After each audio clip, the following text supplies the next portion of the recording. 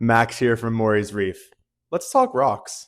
What's going on, guys? Welcome back to the channel. Today we're going to be talking about aquascaping your reef tank. So this structure here is actually from my last aquarium, and today we have a bunch of different rocks that we're going to add onto this structure, and in the process give you some good tips for aquascaping on your own. Today's rock is CaribSea LifeRock. I like the purple color just because it kind of hides that ugly period before that Coralline algae hits. We are going to be aquascaping this using a few different products, including some matching epoxy. This is AquaStik Coralline red epoxy from Two Little Fishes, but a lot of different products work. I just recommend getting one that matches your rockscape. And your reef safe glue of choice, I'm using Gorilla Super Glue Gel. If you're using this one, make sure it's the one with the green cap. And I don't have any on hand, but if you do have some spare broken down rock or sand, that would be great for filling in the little gaps where we're going to be putting our epoxy to kind of clean up that look and make everything look cohesive. So our first step here is going to be putting this main structure in the tank. Then I can kind of see where these rocks might be able to add on. Once we're done with that, to do our aquascaping on the table. It's super important that you go ahead and lay something down if you're doing this in an empty tank like I am. That way we don't scratch anything up. With the structure in the tank, we can go ahead and put it where we want. The type of tank that I like to make is one that holds a lot of euphyllia. So I'm really looking to kind of expand on this flat surface that I have here, which is why I picked this up. The goal is to also make it look very natural. So find a sweet spot where we get both.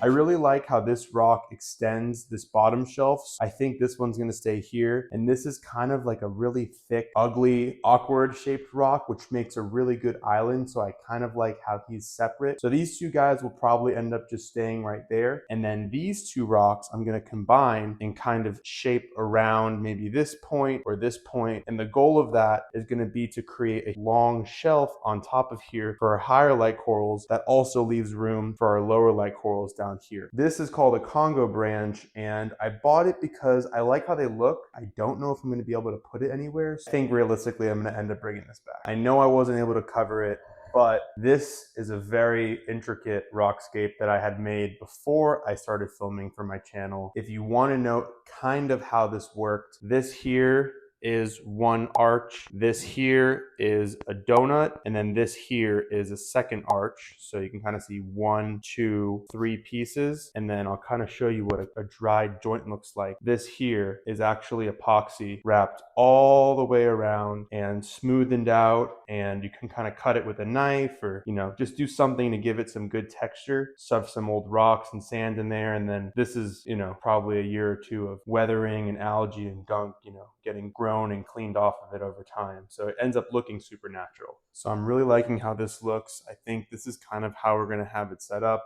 So the epoxy is super straightforward. They all have instructions with them, but essentially it's a 2-part compound. Cut off a piece, mix it together, and stick it on. I like to do it dry. If you are doing it wet, you can expect it to fall apart because I have done it underwater. It says it can handle it underwater. It cannot.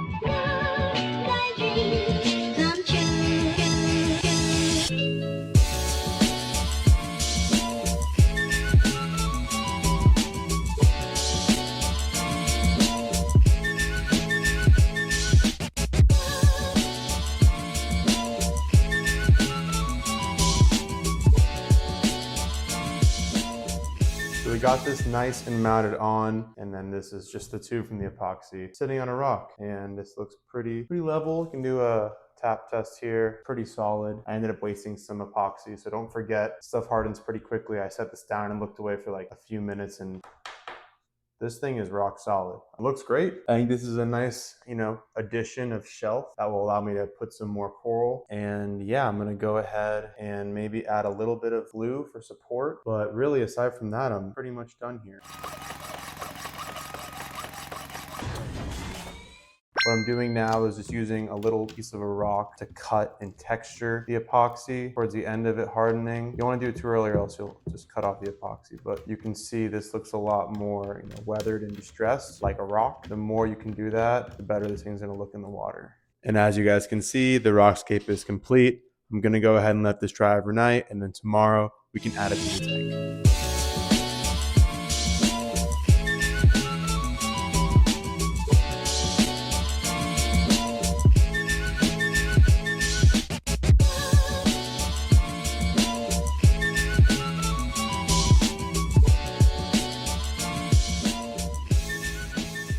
As you guys can see, the tank looks amazing. The rockscape came out beautifully. I do think the front could use a little bit more rock. Maybe we'll put some coral there in the future. For now, it looks great. The rock is stable and I'm super happy with the result. And just like that, our aquascape is complete and it looks incredible. The water cleared up, so I went ahead and threw in a new pair of clownfish. Those are Picasso storm clownfish for anyone wondering. And that just about wraps up this video. If you guys have any suggestions on what you want to see in this tank next, whether it's inverts, coral, or equipment, go ahead and drop those in the comments down below. And until next time, peace.